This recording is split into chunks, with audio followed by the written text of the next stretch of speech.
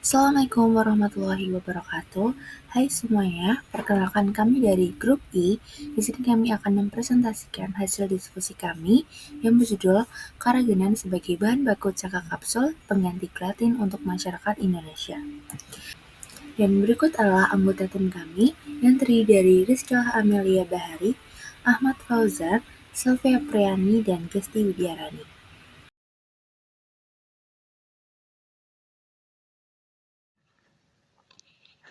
Karakenan. Karakenan merupakan gendah rumput laut dari jenis genus Eucheuma dan termasuk dalam kelas alga merah atau biasa disebut Rhodophyceae. Kemudian diekstraksi dengan air atau larutan alkali yang selanjutnya dilakukan pemisahan karakenan dari pelarutnya. Karakenan adalah polisakarida linear dengan molekul besar yang terdiri atas lebih dari 1000 residu galaktosa yang terdiri dari ester, kalium, natrium, dan kalium sulfat dengan galaktosa dan 3,6 anhidrogalaktopolimer.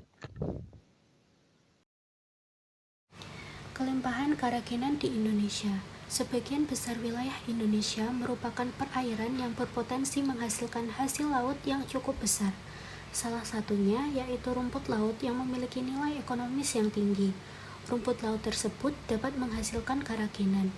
Data Kementerian Kelautan dan Perikanan atau KPP menyatakan bahwa pada tahun 2007, produksi rumput laut Indonesia mencapai 1,7 juta ton dan terus meningkat menjadi 2,9 juta ton pada tahun 2009 dan 3,9 juta ton pada tahun 2010.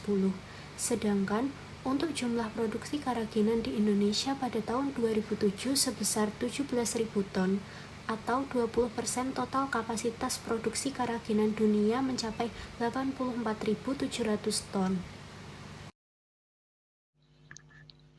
Pemanfaatan dan kondisi pemanfaatan karakenan. Secara umum, penggunaan karakenan sebagai cangkang kapsul keras mulai banyak digunakan karena prosesnya yang lebih cepat dan praktis. Penggunaan sistem marikultur juga menambah minat masyarakat dunia dalam penggunaan karakenan sebagai pengganti produk seperti gelatin yang terbuat dari hewani. Berbagai badan internasional seperti FDA dan EFSA telah menyetujui penggunaan karakenan dalam proses produksi kapsul farmaseutis. Namun, penggunaannya dibatasi oleh balita karena beberapa efek samping yang mungkin timbul. Perusahaan di Indonesia juga sudah mulai membuat karakenan sebagai cangkang kapsul. Salah satunya adalah PT Cargill Indonesia. Kebutuhan yang dapat dipenuhi oleh karakenan.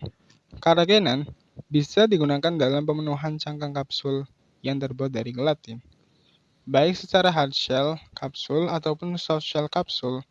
Karakenan bisa dibuat. Oleh karena itu, kebutuhan dari karakenan bisa juga dalam pemenuhan kebutuhan gelatin. Jadi bisa disimpulkan bahwa keduanya dapat saling mensubstitusi. Dan berikut adalah pihak-pihak yang umumnya terlibat dalam proses pembuatan cangkang kapsul dari kerajinan ini. Yang pertama yaitu ada nelayan rumput laut yang bertugas melakukan budidaya dan memanen rumput laut alga merah jenis Eusoma cottoni.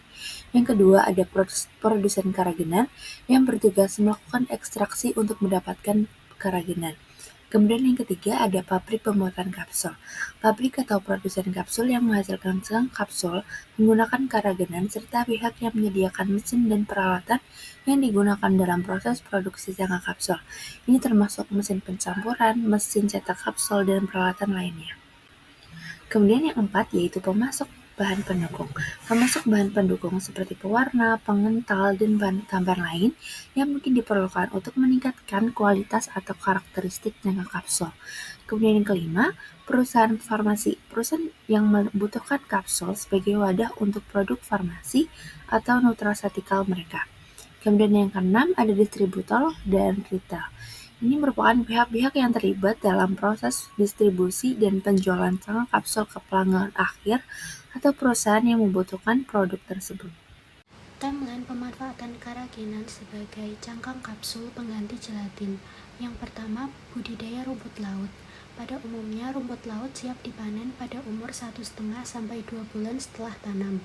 Apabila dipanen kurang dari umur tersebut, maka akan dihasilkan rumput laut berkualitas rendah karena kandungan agar atau karaginan dan kekuatan gel yang dihasilkan rendah.